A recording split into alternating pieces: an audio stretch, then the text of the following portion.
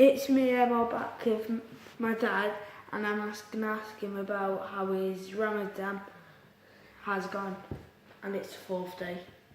Yeah, it's the 4th day. I can't believe it, to be honest. It's been long and it's been hard, and it's all blurring into one every day now. It's like getting that. It is difficult, really, really difficult. How hard is it? Mega, mate. It's unbelievable. It's turning out to be 21 hours of no food and drink in a day, and that's really hard. So before, when the guy's talking about it, did you think, oh, it's easy? Yeah. Like, oh, it's not so easy. I thought it'd be, because loads and loads of people do it, billions of people in the world. I thought it'd be the easiest thing in the world. I thought it'd be a bit of fasting, you won't be able to have any food for a few hours, or you have to eat certain things at certain times. Yeah.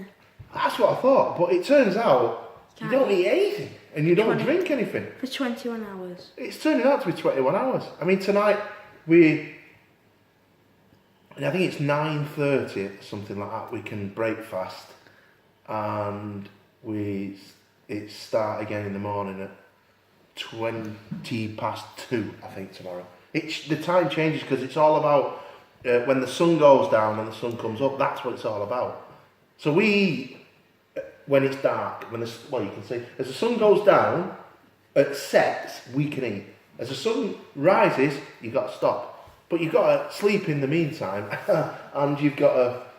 Oh, it's hard. And you can't even have a drink. You can't have a drink. You cannot have a drink. Not all day at work. You can't drink. I mean, the way people are dealing with it is mad, because everybody's dealing with it slightly different. I'm dealing with it in what I'd say is a moaning type way. I just moan all the time. I look at the clock every hour and I complain about it. And everybody who comes in, I ask them, "Are you fasting?" And they go, "I'm fasting. It's really hard. It's really hard." But then you've got Zubair, who just keeps his gob shut, and he just sits in the office and he just works, and he just takes his time slowly like that, and he moves on. And he at 9:30, Zubair will break fast, he'll have some dates, and then he's saying he's having some fruit and some ice cream, and then he's going to prayers for 2.5 hours, and he's got to stand up for 2.5 hours, and he's had nothing to eat or drink all day. He's only just put some fluid in him and food, and he's got to go and stand for 2.5 hours. It's unbelievable. You've got Gush, who's when I walked in this morning, he's all morose, and he's like, and then he slowly comes up, and then all of a sudden he pops, and he's shouting and laughing and joking and talking about food all day. But in fairness, it's Gush who's got us through today, because he's been funny. It's been driving me crazy, keep talking about food, but he's been funny with it. That's his way of dealing with it. He talks about food and he thinks that gets him through. Me personally, I think it's annoying, but it was funny and it did get us through, I suppose. And then he's been ill. He had migraine yesterday and the day before, so he's not fasting today because he can't fast because he's not been prepared. He's had migraine, so he's not fasting. And so we've got all these different things, and everyone's got their own little challenge and their own little problem that they've got. And it's such a hard thing to do, mate. It really is hard. I can't believe people still do it. I just can't. I can't believe that young people are prepared to do it. For 30 days. I mean, we've done, what did you say, 4th day? Yeah. It's the 4th day. And I could write a book already. It's only been 4 days. I've had I've migraines, illness, sickness. My body's in shock somehow. But I'm slowly, I think, getting used to it now. I'm slowly getting used to the not drinking. Even tonight, at 9 o'clock, 9:30, instead of before I was like trying to grab the tap and drink, tonight I was like, well, I'll just make some food. And it's weird. It's weird. Your body, and they do say after 5 days your body will get used to the routine and you'll get into a rhythm, and then you'll walk it. So it's 4 days. 4. Yeah. So it's the 4th day. So 5 days tomorrow.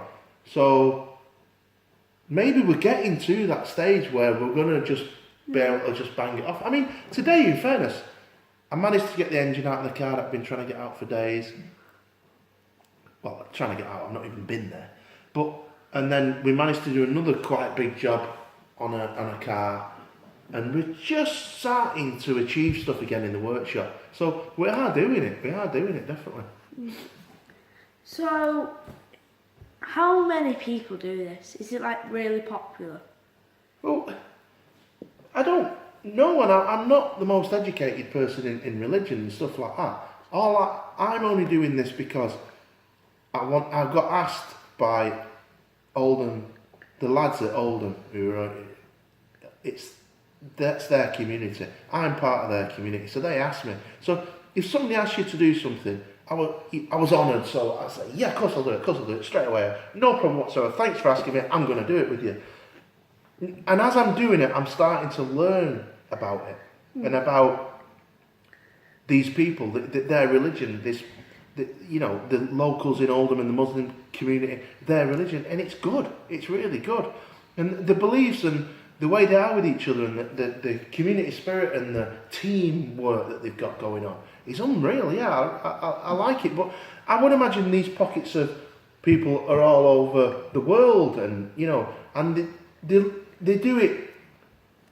Billions will do it. But they're looking after each other as they're doing it as well. People are giving food to other people. I mean, they've been trying to get, parents and sisters have been like, take Mark some onion barges and take him this and take him that.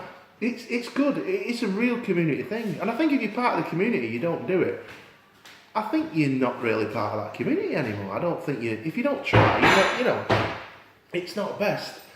So everybody tries to do it. I heard a story that somebody's on tablets, one of the guy's wives, she's on medication, she can't do it. And there's no big deal, she can't do it. It's just, she can't do it. And everyone's like, no problem.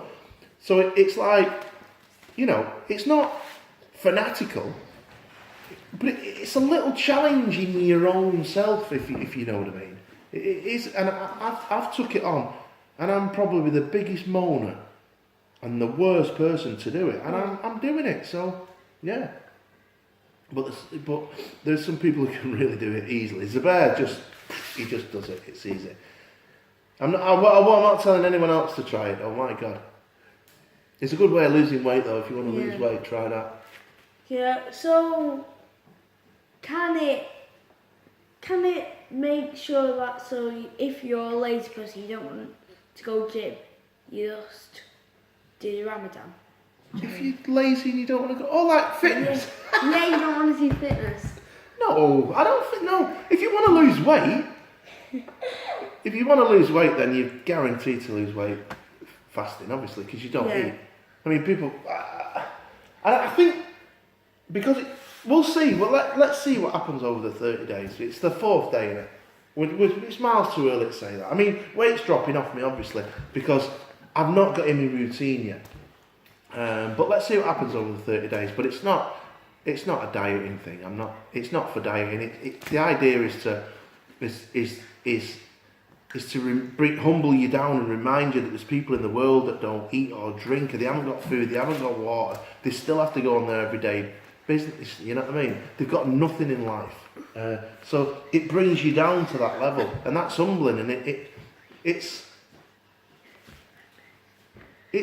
makes you think. It makes you think, and I think just making you think about other people and their problems, and the fact they've not got water and food is amazing. And after this journey's done, this 30 days, we'll see just what I'm going to say. At the moment, I'm still in a bit of shock. It's new. I've not got in my routine, and my body's all over the place. Yeah. We'll have a chat tomorrow. Okay. Let's do it again tomorrow. Bye.